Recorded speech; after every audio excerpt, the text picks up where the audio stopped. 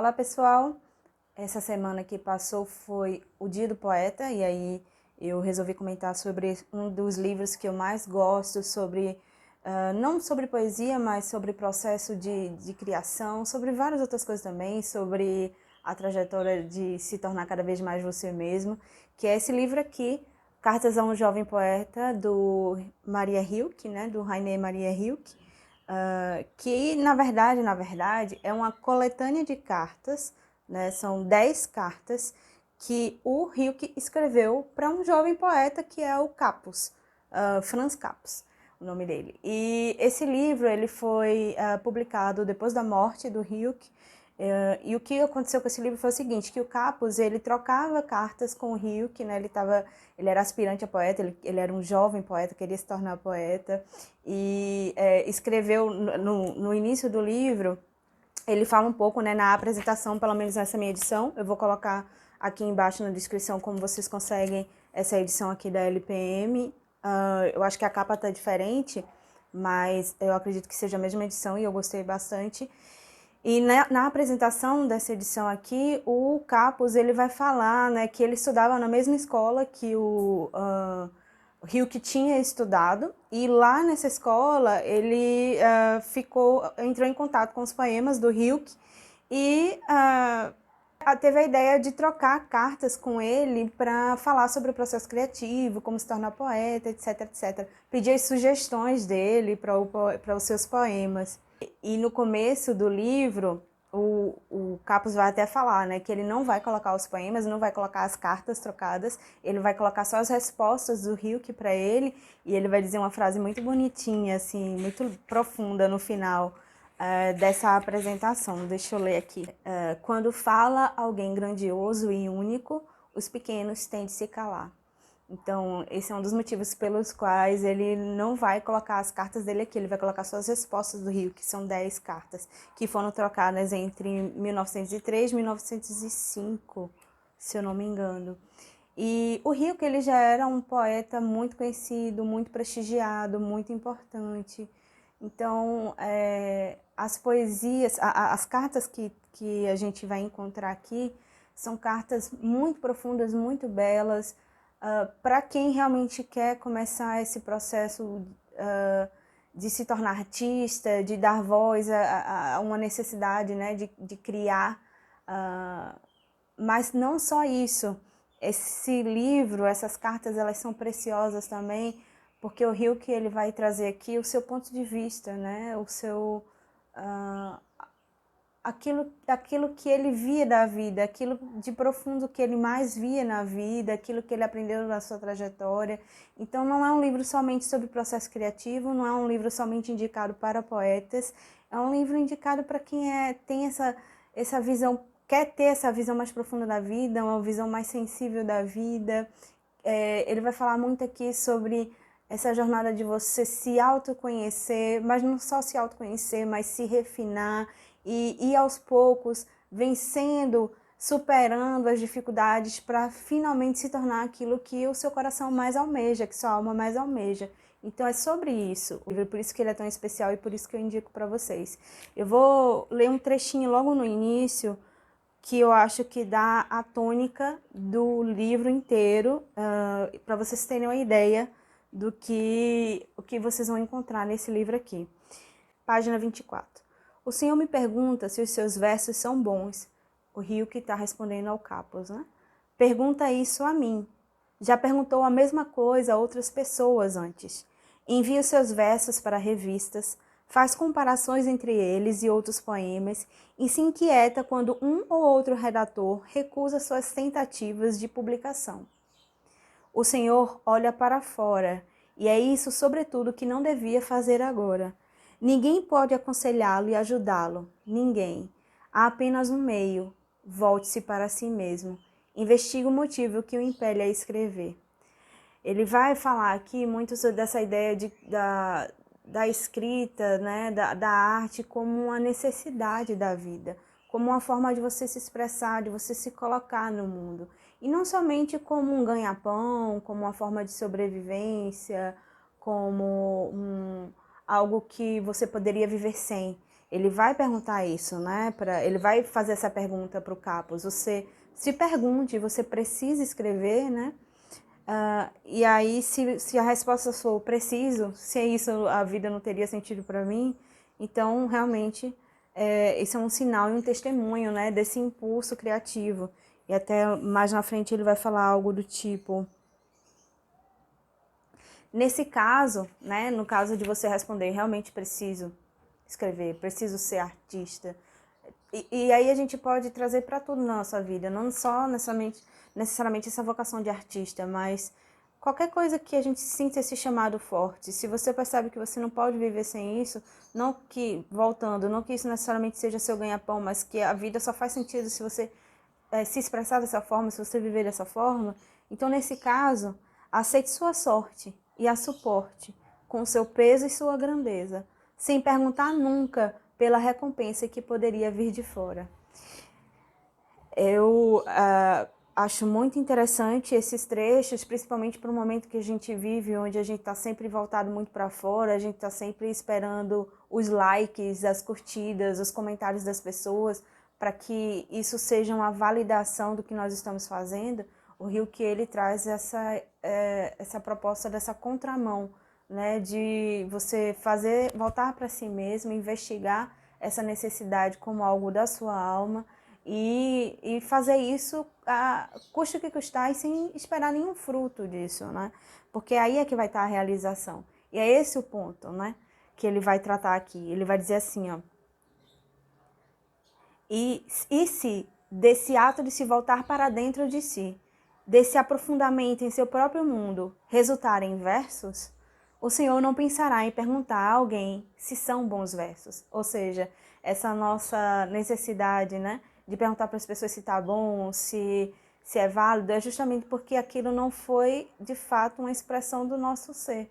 Porque se tivesse sido, a gente não ia ter essa necessidade, né, da opinião do outro, dos frutos, né? Porque somente o fato de ter feito, de ter criado, de ter expressado, de ter entrado em contato com com essa profundidade de que nós somos e ter colocado isso no mundo, isso já traria realização.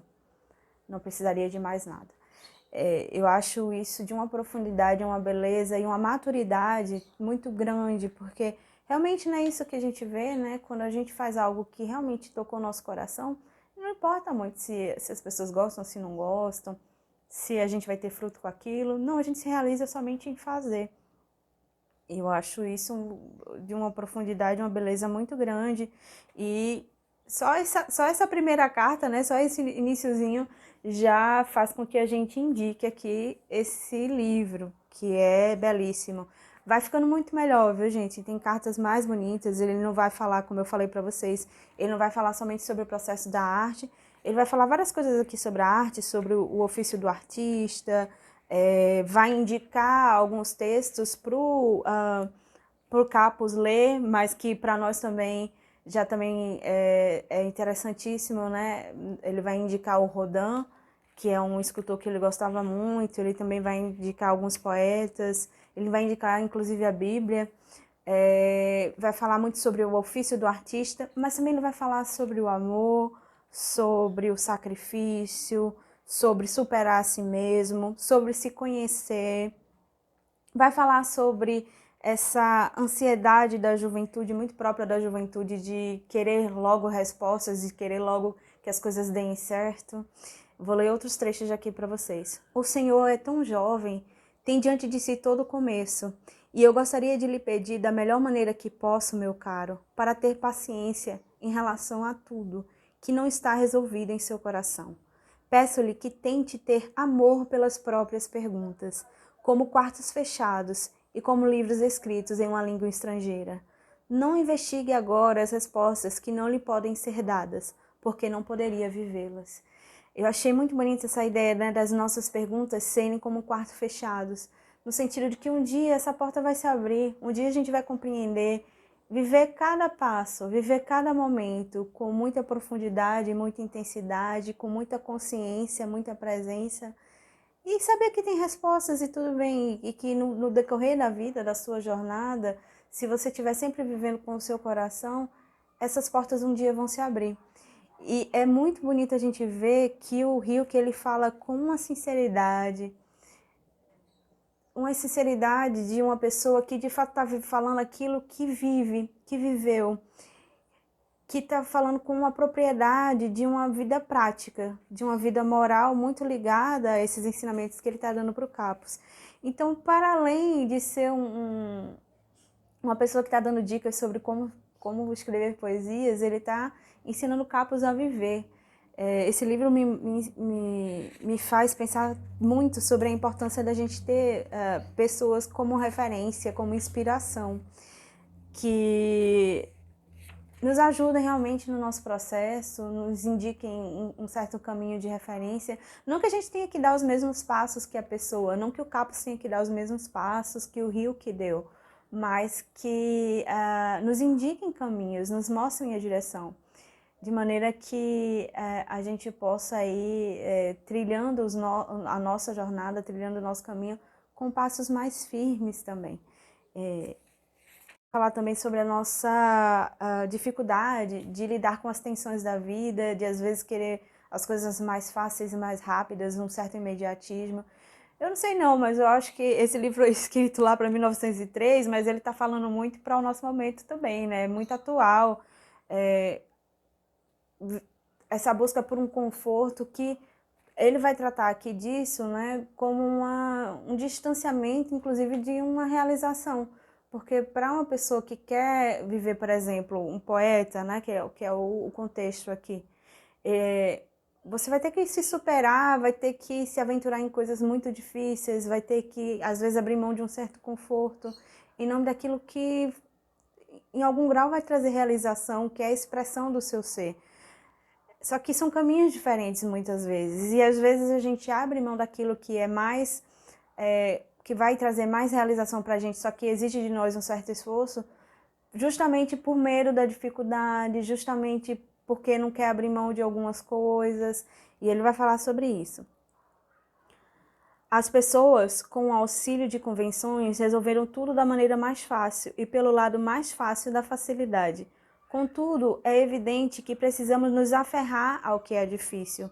Tudo que vive e se aferra ao difícil, tudo na natureza cresce e se defende a seu modo, e se constitui em algo próprio a partir de si, procurando existir a qualquer preço e contra toda resistência. Ou seja, tudo que é válido, tudo que vai nos trazer uma certa realização, vai nos exigir um esforço, vai exigir que a gente se supere. E muitas vezes a gente abre mão disso, né?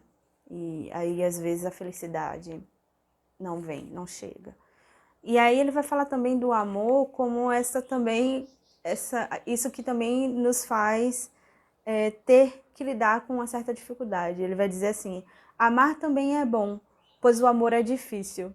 Ter amor de uma pessoa por outra talvez seja a coisa mais difícil que nos foi dada, a mais extrema, a derradeira prova e provação, o trabalho para o qual qualquer outro trabalho é apenas uma preparação.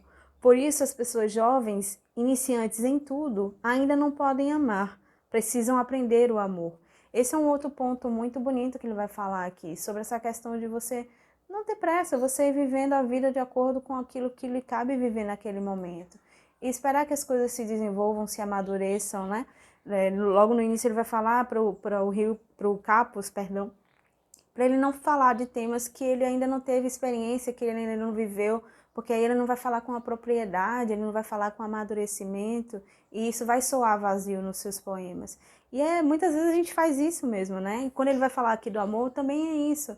Então, ele não está falando dessa juventude como algo que é uma pessoa que é incapaz de amar. Não é nesse sentido. É no sentido mais de que tudo na vida a gente vai amadurecendo. Ele fala sobre o amor ser difícil, é uma outra coisa que é uma grande lição para nós também, né? Porque hoje em dia a gente abre mão do amor por tantas coisas, por opiniões diferentes, por uma dificuldade de convivência, por um desejo que não foi correspondido, por tantas coisas assim mais fugazes, porque o amor é difícil mesmo, né? Amar alguém sem esperar nada em troca, amar com essa doação de aceitar a pessoa como ela é e querer o bem dela acima de tudo. Isso para nós é muito difícil. E ele vai sempre tratar essa ideia do difícil como algo válido, no sentido de que vai exigir de nós esforço, superação, e que vai trazer, ao mesmo tempo, muita realização à medida que nós vamos nos propondo a vencer esses obstáculos naturais que surgem. Na página 73, ele vai dizer assim: o Senhor teve muitas e grandes tristezas que passaram, e diz que mesmo esta passagem foi difícil e perturbadora. Mas, por favor, avalie se essas grandes tristezas não atravessam o seu íntimo, se muita coisa no Senhor não se transformou, se algum lugar, algum ponto do seu ser não se modificou enquanto o Senhor estava triste. Ele complementa em outra página, na 74. Acredito que quase todas as nossas tristezas são momentos de tensão, que sentimos como uma paralisia, porque não ouvimos ecoar a vida dos nossos sentimentos, que se tornaram estranhos para nós. Então ele vai tratar da tristeza também e desses obstáculos da vida como um processo natural do crescimento nosso, humano. Somos tristes, passamos por algumas tristezas, passamos por algumas dificuldades, tudo bem. Elas estão ali por algum motivo e nos fazem crescer, e logo depois, à medida que a gente vai lidando com elas, elas vão nos trazer uma realização, um crescimento, e vai valer a pena no final quando a gente conseguir colocar no mundo aquilo que nosso coração profundamente almeja. Essa é a tônica do livro, né? E no fim ele vai fechar com chave de ouro. Eu estou falando alguns trechos aqui, mas eu poderia passar muito tempo lendo todo o texto aqui, porque realmente são trechos muito belos. E aí eu não quero ler todos para vocês, eu só destaquei alguns que eu achei mais relevantes para a gente ver mais ou menos a ideia, né? Para a gente finalizar, na página 81 ele diz assim: não se observe demais, não tire conclusões demasiado apressadas daquilo que lhe acontece. Deixe simplesmente as coisas acontecerem. Ele vai falar isso aqui não como um certo deixa a vida me levar, pelo menos eu não entendi dessa forma, mas mais no sentido de não tá tão... As elucubrações mentais que nós fazemos, as análises que são intermináveis e fazem com que a gente fique o tempo inteiro remoendo as coisas. Então ele não está tratando essa observação, esse autoconhecimento nesse sentido, mas muito mais de entender uma certa fluidez da vida, entender que as coisas surgem por algum motivo e tentar participar desse processo, sentir esse processo e corresponder a isso, né? Dar respostas a isso de acordo com o mais profundo do seu ser. Gente, esse livro é lindíssimo, é curto, né? Dá para você ler muito rapidamente, mas eu não recomendo que leia rapidamente. Na verdade, eu acho que é um daqueles livros que você tem que ir lendo, por exemplo, uma carta aos poucos, são 10 cartas, então você pode ler uma carta por dia, porque são trechos muito profundos, muito bonitos. Eu não recomendo só para quem quer ser artista, né? Para quem quer ser poeta, para quem quer ser pintor, feito eu, que sou pintora, para quem quer escrever livros. Não, eu acho que é um livro bonito para todo mundo que quer colocar a sua identidade no mundo, que quer refletir um pouco mais sobre ser você mesmo e não estar tão preso às circunstâncias, à opinião dos outros, de perceber que muitas vezes a gente se coloca na vida, abre mão dos nossos sonhos por ter medo de uma certa dificuldade, por ter que abrir mão de um certo conforto. Eu recomendo esse livro para todo mundo que quer refletir um pouco mais com o coração sobre essa jornada que todos nós temos, que é essa jornada de ser mais nós mesmos. Bom, gente, era isso que eu tinha para falar. É um livro que eu recomendo muitíssimo, é um dos livros que eu mais gostei de ler e refletir, e com toda certeza vou voltar a ele muitas vezes na vida. Eu vou colocar aqui na descrição para que vocês adquiram, né, pelo link. Não se esqueçam que vocês comprando pelo link da Amazon, vocês apoiam o meu trabalho, é uma forma de apoiar o meu trabalho. Comentem aqui o que vocês acharam mais interessante desses trechos que eu falei, se vocês leram o livro ou se ficaram com vontade de ler. Se vocês querem conhecer um pouco mais o meu trabalho como aquarelista, pintora, ilustradora, Olhem aqui embaixo o link para o meu site, para minhas redes sociais, o Instagram, é onde eu compartilho mais os meus trabalhos autorais. Vocês gostaram do meu trabalho? Estão gostando dessas conversas sobre livros, sobre ilustrações? Considerem aí dar uma olhada no Apoia-se. Lá a gente sempre está estendendo essas nossas conversas sobre esses livros. Eu estou sempre escolhendo um livro do mês e fazendo algumas ilustrações como recompensas para o pessoal que participa. Então olhem aqui embaixo o link do Apoia-se. Conhecia o Ryuki pelas suas poesias. O primeiro livro que eu tive contato foi esse. Para mim foi uma releitura, né? Eu trouxe esse livro para comentar com vocês, mas eu não conhecia antes. Depois eu fui atrás de alguns poemas dele e realmente transborda sentimentos e você vê que são muito genuínos, né? E eu recomendo então que vocês também entrem em contato com as poesias dele. Por favor, comentem aqui embaixo se vocês quiserem continuar essa conversa. Não esqueçam, né, de curtir o vídeo, de compartilhar, de seguir o canal se vocês curtiram essa conversa que a gente teve sobre Cartas a um Jovem Poeta. E eu fico aguardando que a gente continue essa conversa aqui nos comentários. Um beijo grande e até os próximos vídeos. Não esqueçam, né, de curtir o vídeo, de compartilhar, de seguir o canal se vocês curtiram essa conversa que a gente teve sobre Cartas a um Jovem Poeta. E eu fico aguardando que a gente continue essa conversa aqui nos comentários. Um beijo grande e até os próximos vídeos.